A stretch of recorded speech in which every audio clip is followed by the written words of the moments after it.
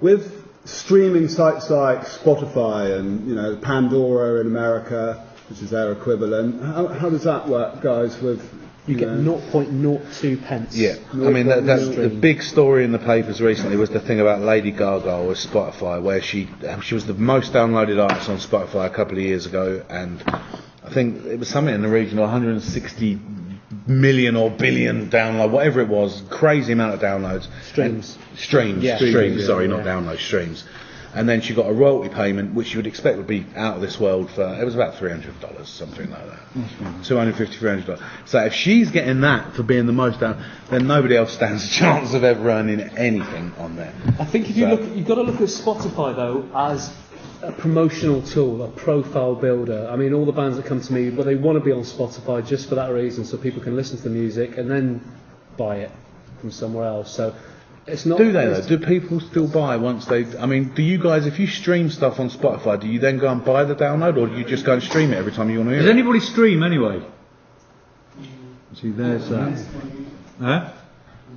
Streamers and just listen. Listen on Spotify, yeah. Well, yeah. But then, would you go and buy? Do you pay a subscription fee for a monthly subscription fee? Any kind of level? No, well, I just like listen on YouTube, and if I like it and want it, I'll probably buy it. Yeah. So there was this whole talk a few years ago where, in the industry, where everybody was thinking, a lot of the labels, a lot of majors and a lot of independents were thinking that streaming services would, sometime in the future, far outweigh digital downloads, i.e. everybody having all devices, I think that's probably happened though. Probably, it may even, in the future, maybe waking up in the morning, getting in the shower, you have a device in the shower, you put on your favourite track from Spotify or any streaming service, and they were terming it as music like water. And basically the idea of the model was that every single one of us would be paying a monthly subscription fee to each one of these streaming services, and the money all goes into a pot and then would be shared out amongst all of the artists. And they were saying that that income would be far greater than what digital sales would be or are now. In theory, it probably is. It could be. Yeah, if it really took off. But not everybody is going to buy into a streaming subscription. And I think that's where it's still kind of I think the streaming. I think it's safe to say streaming is bigger than downloading though. I mean, YouTube's a classic example. I mean, you go on there and you is see a streaming service, but nobody pays a subscription to use it. No, they don't. No. So there's no. But you still get paid 0.02 pence for every stream on YouTube as well. Yeah. But it's whether people do that, whether they go onto YouTube and Spotify, listen to things and say, I actually want a hard digital copy of that on my hard drive, or I want to buy the actual CD or the vinyl or whatever. Well, I think the proof's in the pudding though. I mean, like if you look at a track, for example, I don't know, any popular track now, you may go on YouTube and see it's had 15 million hits or something. Yeah. It's not sold 15 million downloads. In fact, you're lucky if it's sold 1 million downloads. Yeah. I mean, that's probably but how many would it have sold without that? True. Well, you have to. I suppose you have to promotional tool at the end of the day. Yeah, it's just a promotional tool, I think. And how would that money end up in the artist's pocket? Same way that it does with iTunes. Yes, in theory. At the end of the month, at the end of the month, the digital retailers report back, so it includes YouTube and it includes Spotify and all that sort of stuff. So each month they'll send a report of all the sales, same way that iTunes do. So they'll all report back in that way. Mm-hmm. But who's to say that in, 3, 4, 5 years that the subscription will increase and more money will be coming into the pot? I don't know, it might do, but I think for the moment you've just got to see it as a promotional tool, same as YouTube is. Releasing records is kind of a promotional thing nowadays.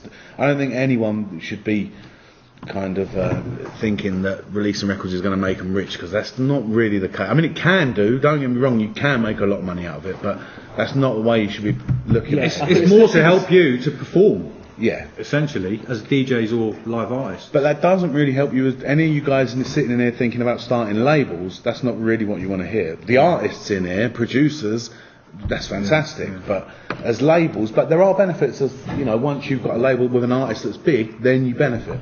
I think if you always look at a single release, albeit a digital single release, as a loss leader promotional sort of release, that's the way to do it. And well, that's the way the majors have done it forever, isn't it? Singles have always been loss leaders for albums. Giving them away for free, as we were talking about, and all that sort of stuff. And now that's just come down, and now everybody's treating it that way. And then just building it up. So you release 3 singles, and the money's going to be made on the album when you release it, because it's going to be higher dealer price and on CD, and people will be buying into it a bit more. And then concert tickets off the back of that. Yeah, exactly.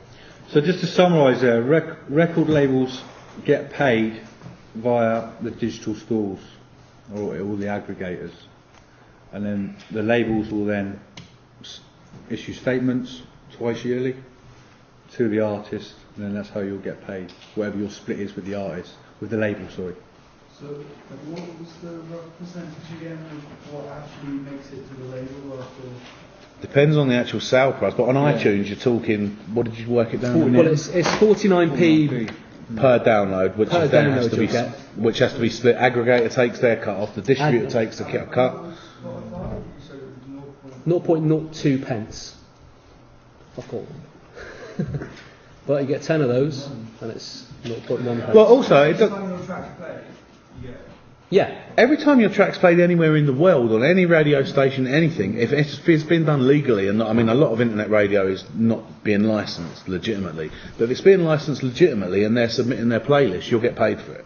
You will get paid for every single play of your music anywhere in the world. You know, for the likes of PRS, MCPS, PPL, there are equivalents in every single territory all over the world, and they're all feeding into each other. You know, if Grant's music is being played in Australia, you know, that Australian equivalent of PRS is then picking up that royalty and then paying it to PRS. In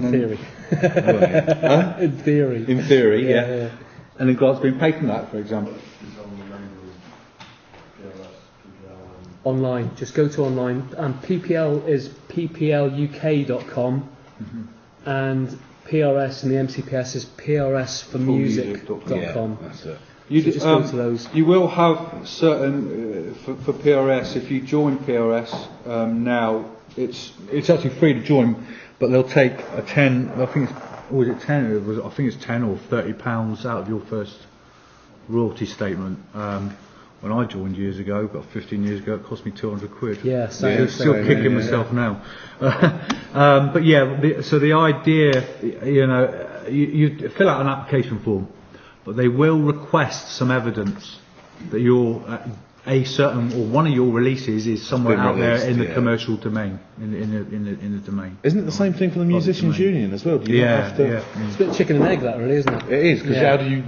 So it's just basically getting some artwork together, or taking a screenshot of, you know, your one of your tracks on Beatport or something like that, or, you know, that's all the evidence they require. Yes. When you say commercial domain, is that referring to anything from like SoundCloud literally putting out free, or is it regards to selling music, so Bandcamp? I would imagine it has to be for sale somewhere, or streaming for free, or on a streaming service for free. I don't know if SoundCloud would count though, would it? Because it's no, that wouldn't count. No. I mean, that's just basically it's just a hard drive full of tracks, isn't it? Really. So I'm sure that all this will be on their websites anyway. If you go there, it'll give you a list of everything. I mean, the main 3 different models you've got, which we've talked about. iTunes, for example, is the a la carte model where the store's there, you buy it, goes onto your hard drive, it's yours to keep. There's a streaming services like Spotify, any other, I can't think of any others off the top of my head. Pandora is the American equivalent. You just basically go on there. iCloud's going to become like that anyway at some point. You pay a subscription fee and you just listen to as much music as you want for as long as you want. And then there's the advertising subscription models where Spotify is one of those as well, where you listen for free and then an advert will pop up interrupting your music or come up on the side or whatever like that. So those are the 3 distinct separate models for those, and all 3 of those will report sales back to the record label via the distributor to tell you how many you've sold and what streams you've had and what sales you've had in every territory, what retailer, all that sort of stuff. So sorry, could you just repeat the second one? that was the streaming one. So that's like Spotify where you pay a subscription. Yeah. The other alternative to that is the streaming one where there's adverts. So paid and free streaming, I suppose. Yeah. Subscription based. Does that clarify?